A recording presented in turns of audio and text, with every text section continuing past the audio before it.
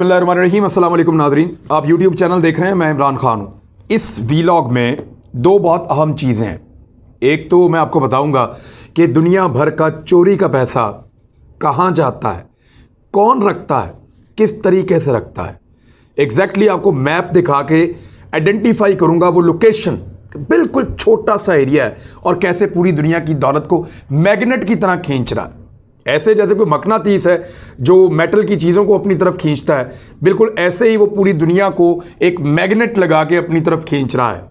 और वहाँ आलमी तंजीमों का या इंसानी हकूक़ की तंजीमों का या बैनुल अक़वामी इदारों का किसी किस्म का तहफ़्फ़ुज़ात का मुज़ाहरा क्यों नहीं होता, या वो वहाँ पे एक्शन क्यों नहीं लेते, आपको ये बताऊंगा। साथ ही साथ पाकिस्तान की एक बहुत बड़ी फतह, एक बहुत बड़ी कामयाबी, पाकिस्तान के मौक़िफ़ की जीत, वो भी आपको इस वीलॉग के आखिर में बताऊंगा। सबसे पहले तो दुनिया भर का पैसा जाता कहाँ है, इस चीज़ पे गौर कीजिए। ये पैसा कहाँ जाता है, कैसे ले जाया जाता है, इसके लिए आपको उस जगह ले जाते हैं जहाँ दुनिया का ज़्यादातर पैसा जाता है। ये बरतानिया का एक इलाका है जिसको ब्रिटिश वर्जिन आइलैंड कहते हैं। सुनने में आपको ऐसा लगता है कि ये यूरोप के आसपास कहीं पे मौजूद है या ये यूरोप का हिस्सा है, लेकिन ना तो ये यूरोप के आसपास कहीं मौजूद है और ना ये बिल्कुल यूरोप के साथ जुड़ता है। इसको ब्रिटिश वर्जिन आइलैंड कहते हैं, लेकिन इसकी लोकेशन कुछ और है। अगर आप जो बरे आज़म अमेरिका है, इसके दो हिस्से हैं, दो बरे आज़म हैं, शुमाली अमेरिका और जनूबी अमेरिका। यानी एक को हम लैटिन अमेरिका कहते हैं, दूसरे में जो है वो अमेरिका और कनाडा वगैरह शामिल है। और इनके साथ एक दोनों के बीच में कैरेबियन सी का एक इलाका है।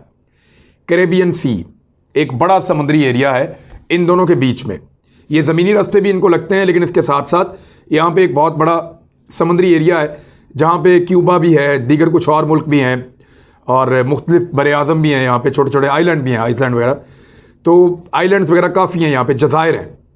उन जजीरों में इन दोनों शुमाली और जनूबी अमेरिका के दरमियान में अगर आप इस नक्शे को गौर से देखें तो ये वाला जो एरिया आपको नज़र आ रहा है, ये है ब्रिटिश वर्जिन आइलैंड। ये हिस्सा है बरतानिया का। कैसे, वो मैं आपको बाद में बताता हूँ। ब्रिटिश वर्जिन आइलैंड आबादी फ़कत 36,000 अफराद, यानी 36,000 अफराद के ऊपर इसकी आबादी मुश्तमिल है, लेकिन इसमें 4 लाख कारोबारी कंपनियां मौजूद हैं। यानी 36,000 की आबादी है और 4 लाख कारोबारी कंपनियां यहाँ पे रजिस्टर्ड हुई हैं। यानी अगर इनको डिवाइड किया जाए तो हर आदमी के हिस्से में कुछ 18 के करीब कंपनियां आ जाती हैं जिसके लिए वो जिम्मेदार है। 18 कंपनियों का मालिक कम से कम हर आदमी है। अब सारे तो ये कारोबार नहीं करते होंगे ना, कईयों को कुछ और भी काम होगा। तो यहाँ पे ऐसे लोग भी हैं जो 100-100, 200 कंपनी के मालिक हैं और उनका कारोबार भी यही है। वो कंपनियां बेसिकली दुनिया के दूसरे मुल्कों से पैसा छुपा के ला के रखने वाले लोगों की हैं, लेकिन मलकियत इन लोगों के पास है। यानी ये 36,000 लोग पूरी दुनिया को या इलीगल मनी को ट्रांसफ़र पोस्टिंग करते हैं उसकी। यानी पैसे को इधर स्मगल कर दिया, उधर कर दिया, छुपा दिया, टैक्स बचा लिए, नाम बदल दिया। तो ये इस तरह करते हैं, ये इसके काम आते हैं ये लोग। तो 36,000 टोटल लोग हैं, 4 लाख से ज़ायद कारोबारी कंपनियां हैं, कम से कम 18 कंपनियां हर आदमी के खाते में पड़ती हैं। यहाँ मौजूद लाखों कंपनियों से आम आदमी के जहन में ये तसव्वुर आता है कि ये छोटा सा बरतानवी हिस्सा जो बमुश्किल 153 मुरब्बा किलोमीटर पर मुश्तमिल है, फलकबोस इमारतों और धुआं छोड़ती हुई फैक्ट्रियों से भरा हुआ होगा। लगता तो ऐसे ही है ना कि बड़ी बड़ी इमारतें होंगी, बड़ी बड़ी फैक्ट्रियाँ होंगी, बहुत बड़े बड़े जो है यहाँ पे यूनिट चल रहे होंगे। इतनी 4 लाख कंपनियाँ हैं यहाँ पे और माशी सरगर्मियों का एक बहुत बड़ा जाल यहाँ पे बिछा हुआ होगा, मगर हकीकत नहीं है। ये बड़े खूबसूरत आइलैंड्स हैं और बड़े नेचर से करीब हैं। यहाँ पे सादा लोग रहते हैं और कुछ बड़े चालाक लोग रहते हैं जो उनको इस्तेमाल करते हैं। यहाँ दुनिया का बेहतरीन खुराक यहाँ पहुँचाई जाती है। ये बेहतरीन टूरिज़म एक डेस्टिनेशन है, सियाहत के लिए लोग यहाँ पे आते हैं। यहाँ पे अय्याशी के बड़े शानदार अड्डे बनाए गए हैं दुनिया भर के उन लोगों के लिए जो ये कंपनियां बनाना चाहते हैं अपने गैर कानूनी पैसों से। फिर यहाँ पे दुनिया की बेहतरीन यॉट्स, या जिनको आप वो कहते हैं बोट्स, शिप, क्रूज़, जो बहुत कीमती पानियों के अंदर चलने वाले 5 स्टार होटल से भी बेहतर जो है वो कश्तियाँ हैं, वो यहाँ पे मौजूद हैं। यहाँ पे दुनिया की हर तरह की अय्याशी और फैसिलिटी जो है वो यहाँ रखी गई है। खूबसूरत साहिल हैं और सिर्फ कागज़ों के ऊपर कंपनियां चल रही हैं। और ये हैं वो BVIs जज़ायर जिन्हें टैक्स छुपाने या बचाने के लिए कुर्राए अर्ज़ का, इस पूरी ज़मीन का सबसे बड़ा ठिकाना समझा जाता है। जैसे कि ICIG के सहाफ़ी जो थे, जब वो पहले इसके ऊपर काम कर रहे थे, तो उन्होंने कहा कि ये जज़ायर दुनिया भर से कानूनी कंपनियों, मशहूर शख्सियात, अरबपति अफराद और मुजरिमों को यकसा तौर पर अपनी जानिब राग़िब करते हैं। यानी कानूनी और गैर कानूनी दोनों तरह के लोग अपना पैसा लेके इन जज़ायर की तरफ आते हैं। उसकी वजूहात ये है, यही वजह है कि जब भी टैक्स बचाने का कोई भी बैनुल अक़वामी स्कैंडल सामने आता है तो टैक्स की महफूज तरीन पनाहगाह ब्रिटिश वर्जन आइलैंड का नाम सुर्खियों में आ जाता है। ये एरिया जो है, पहले ये कोलंबस ने एक्चुअली इसको दरियाफ्त किया था। जब कोलंबस ने अमेरिका दरियाफ्त किया तो उसने इसको भी दरियाफ्त किया। यहाँ पे पहले आबादी नहीं हुआ करती थी, तो ये स्पेन के कंट्रोल में रहा इलाका 16वीं सदी के बाद से, क्योंकि स्पेन ने जाके अमेरिका पे कब्जा किया था और स्पेनिश थे, यूरोपियंस थे, उनके ये कंट्रोल में रहा। बाद में उनसे फिर बरतानिया ने ले लिया और ये अब तक बरतानिया के पास है। और मौजूदा स्टेटस इसका क्या है मैं आपको बताता हूँ। ICIG की जानिब से शाया होने वाली मालियाती मालूमात के मुताबिक हालिया लीक के साथ भी ऐसा हुआ है जिसे पेंडोरा पेपर्स कहा जाता है। ये तकरीबन 1 करोड़ 20 लाख दस्तावेज़ात का लीक होना है जो दुनिया के चंद अमीर तरीन और ताकतवर लोगों की खुफिया दौलत, टैक्स चोरी और बाज़ सूरतों में मनी लॉन्ड्रिंग को राज को अफशा करती है, इस राज को खोल लेती है। ये इलाके किसी दौर में बहरी कज़ाकों के कब्ज़े में होते थे और वो इन आइलैंड्स को इस्तेमाल करते थे। आपने कैरेबियंस के ऊपर फिल्में देखी होंगी, तो यही कैरेबियन आइलैंड्स हैं जो अमेरिका की जो तजारती शिप्स जाया करते थे उनको लूट लेते थे और यहाँ पे कभी भी कानून की अमलदारी नहीं रहती थी। ये लोग पकड़े भी नहीं जाते थे। मशरकी कैरेबियन में वाक़ ब्रिटिश वर्जन जज़ायर 4 बड़े जजीरों पर और 32 छोटे छोटे जजीरों पर मुश्तमिल इलाके का नाम है, जिनमें से तकरीबन 20 जज़ायर बिल्कुल गैर आबाद हैं। और कोलंबस ने, मैंने आपको पहले बताया कि 1493 में इनको दरियाफ्त किया था और 16वीं सदी में ये फिर स्पेन के पास चले गए थे। उसके बाद ये स्पेन से बरतानिया के कंट्रोल में आ गए। सन 1773 में वहाँ एक मकामी सिविल हुकूमत बनाई गई थी। सन 1960 में ये जज़ायर एक क्राउन कॉलोनी यानी जो मलका है उसके अंडर एक खित्ता बन के आ गया था। सन 2002 में एक ब्रिटिश ओवरसीज़ टेरिटरी इसको बना दिया गया था कि जो बरतानवी लोग हैं ये उनकी एक ओवरसीज़ टेरिटरी है, यानी है ये बरतानिया का, मलकियत ये उनकी है, लेकिन ये कैरेबियन में है। अमेरिका के 2 बड़े आज़मों के दरमियान ये कैरेबियन सी के अंदर ये वाक़ है, बहुत दूर, बरतानिया से बहुत दूर। एक बरतानवी NGO है टैक्स जस्टिस नेटवर्क, उसका ये कहना है कि BVI जज़ायर या ब्रिटिश वर्जन आइलैंड के जो जज़ायर हैं इन पर तकरीबन कोई टैक्स नहीं है या इनका कोई मुअस्सर टैक्स का कोई निज़ाम ही नहीं है। कोई कैपिटल गेन टैक्स नहीं है, कोई विरासती टैक्स नहीं है, कोई गिफ्ट का टैक्स नहीं है, कोई सेल्स टैक्स नहीं है, कोई वैल्यू एडिड टैक्स नहीं है, यहाँ टैक्स लगता ही नहीं है। और इसी वजह से बुनियादी तौर पर जो उजरत ज़मीन की मलकियत के साथ कारोबार पर मुख्तलिफ कमीशनों पर टैक्स के ज़रिए आमदनी ये सिर्फ जमा करता है। यानी ये जो टैक्स जमा करता है वो ऐसे करता है कि जो लोग वहाँ रहते हैं उन्होंने ज़मीन खरीदी बेची, उसके ऊपर टैक्स, कोई थोड़ी आमदनी होगी तो उसके ऊपर टैक्स, कोई और तरह के टैक्सेस हैं वहाँ पे। ये जो कंपनियां बनाने वाले बड़े अमीर लोग होते हैं, ताकतवर लोगों से वहां पे टैक्स नहीं लिया जाता।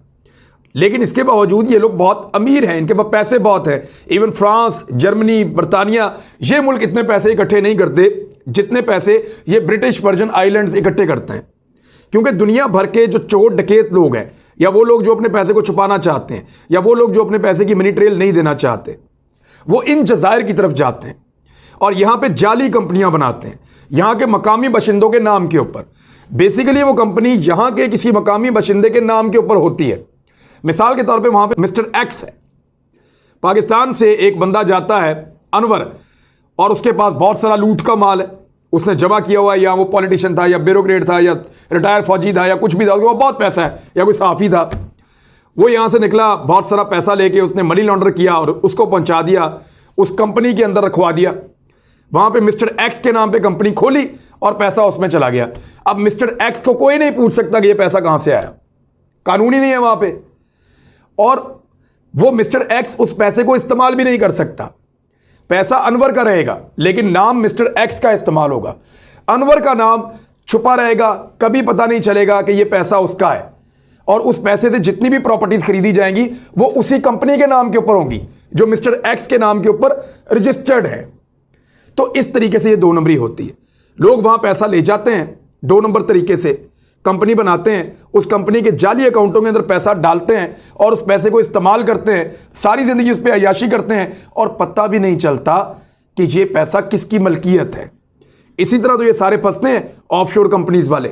एक और आपको बड़े मजे की चीज बताता हूं, बर्तानिया में जितनी जायदादों की खरीदो फरोख्त होती है उसमें से 1/4 यानी 25% जायदादें ये कंपनियां खरीदती हैं। यानी इतना बड़ा हिस्सा ये लोग ले गए अब तक। जैसा कि मैंने आपको बताया कि जर्मनी कितना बड़ा मुल्क है, कितना ताकतवर मुल्क है, उसकी क्या जबरदस्त तारीख है। इसके बावजूद जर्मनी की जो सरमायाकारी है जो जर्मनी में होती है उससे ज्यादा सरमायाकारी ब्रिटिश वर्जिन आइलैंड में होती है। ये 35 से 40 अरब अमेरिकी डॉलर्स कम से कम हर साल ले उड़ते हैं, इतना पैसा इनके पास आ जाता है। जब 2016 में पनामा पेपर्स आए थे तब भी यही जजायर जो है वो इसके लिए जिम्मेदार थे। पनामा भी यहीं पे करीब ही एक जो है वो एरिया है और वो भी इसी कैरेबियन सी में है। तो इसलिए ये खित्ता अमेरिका और यूरोप की प्रोटेक्शन में है। अमेरिका और बरतानिया 2 मुल्क मिलकर ये खेल खेलते हैं। दुनिया भर के गरीब मुल्कों के लुटेरों को, डाकुओं को राग़िब करते हैं कि इधर ले आओ अपना पैसा, छुपाने के लिए इससे अच्छी जगह और कोई नहीं है। वो अपना पैसा लेकर आते हैं, यहां पे छुपाते हैं और यहां से इस्तेमाल करते हैं। उनके नाम खुफिया रहते हैं। अगर वो मर जाएं या उनकी ये चीज़ें जब्त कर ली जाएं या कुछ भी ऐसा नया कानून बना ले अमेरिका या बरतानिया और वो मिलके इस पे कब्जा कर ले तो इन लोगों की जितनी बड़ी इमारत बनी हुई है वो धड़म से बैठ भी सकती है।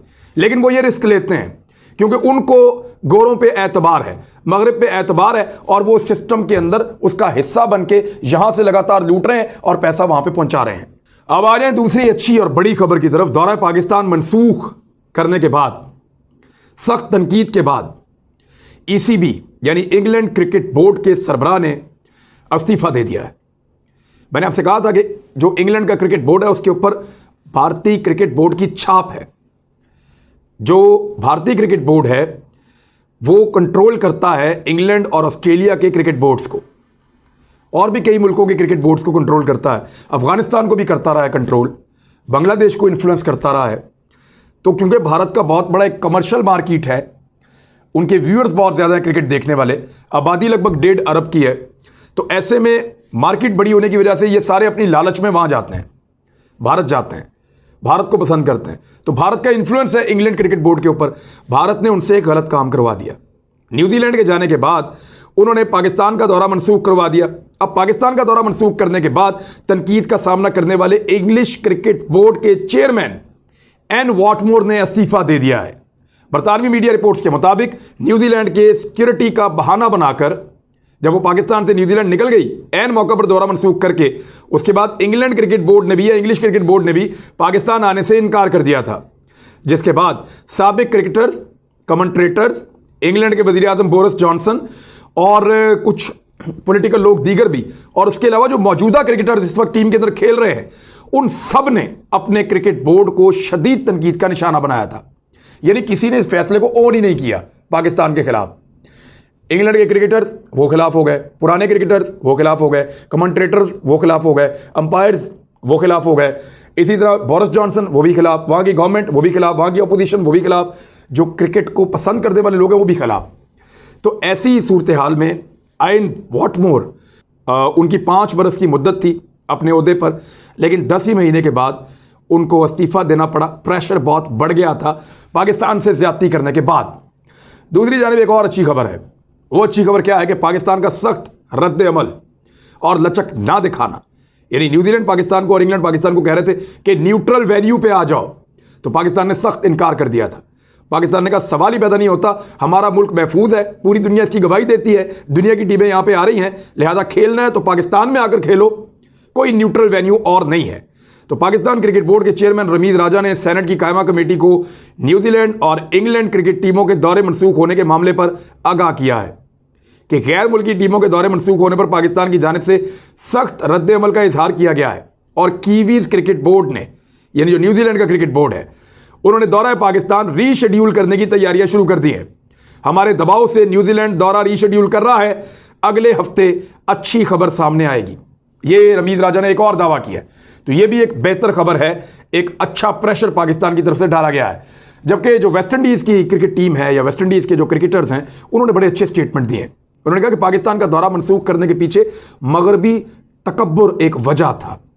वेस्ट इंडीज के खास तौर पे जो साबिक फास्ट बॉलर माइकल होल्डिंग हैं, जिनका बड़ा होल्ड है वेस्ट इंडीज की क्रिकेट में। अच्छा, ये वेस्ट इंडीज भी वहां कैरेबियन में ही है, जहां का मैंने आपको पहले स्टोरी बताई, ब्रिटिश वर्जन आइलैंड, उसके करीब ही है वहां पे। तो माइकल होल्डिंग का कहना है कि इंग्लैंड ने पाकिस्तान का दौरा मनसूख करके मगरबी तकब्बुर का मुजाहरा किया। इंग्लिश क्रिकेट बोर्ड का बयान मुझे ठीक नहीं लगता, इसका कोई जवाब नहीं है। कोई भी सामने आकर दौरे मनसूख करने के फैसले का जो रद्द-ए-अमल है वो इस तरह से नहीं दे सकता कि उसने दौरा मनसूख कर लिया तो हम भी कर रहे हैं। ऐसा नहीं हो सकता कि पाकिस्तान जैसे महफूज मुल्क के अंदर खेलने से बड़ी टीमें इनकार कर दें सिर्फ इस वजह से कि एक चली गई है तो दूसरी भी जा रही है। अब तक के लिए इतने, अपना ख्याल रखिएगा, अपने इस चैनल का भी। अल्लाह हाफिज़।